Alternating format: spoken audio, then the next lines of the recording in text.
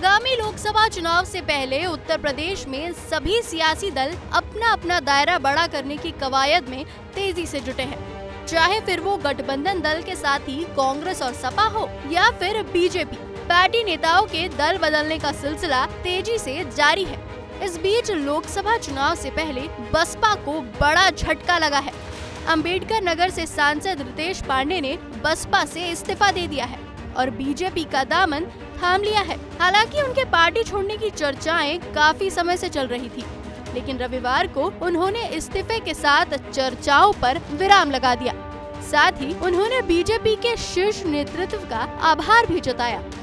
मेरे क्षेत्र में हो रहा है वो पिछले 5 साल और इन 5 सालों में जो सारी चीजें हुई है उसको देखते हुए ये एक दिन के अंदर नहीं हुआ है। ये पिछले 5 सालों के अंदर धीरे धीरे इन प्रयासों को हम धरातल पे देखने का कार्य कर रहे हैं और जाहिर सी बात है जब उसका मूल्यांकन होगा तो एक स्वाभाविक रूप से एक लंबे समय का मूल्यांकन होगा। बसपा सुप्रीमो को भेजे गए इस्तीफा पत्र में रितेश पांडे ने कहा, लंबे समय से मुझे न तो पार्टी की बैठकों में बुलाया गया और न ही मुझसे नेतृत्व के स्तर पर संवाद किया गया।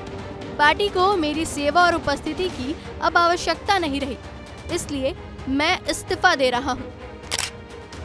आपको जानकारी के लिए बता दें कि बीते विधानसभा चुनाव में रितेश के पिता पूर्व सांसद राकेश पांडे ने बसपा छोड़कर सपा का दामन थाम लिया था।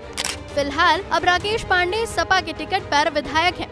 इसी घटनाक्रम के बाद रितेश से बसपा प्रमुख नाराज चल रही थी और फिर संसदीय दल के नेता पद से रितेश पांडे को हटा दिया था, जिसके बाद से उनकी पार्टी के बाकी कार्यक्रमों से दूरी बन गई थी।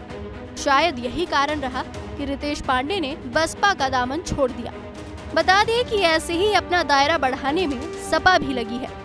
अभी हाल ही में फिरोजाबाद में अखिलेश यादव ने कई बसपा नेताओं को अपनी पार्टी में शामिल करवाया है, पर रितेश पांडे का ऐसे समय में बसपा का साथ छोड़ना किसी झटके से कम नहीं है।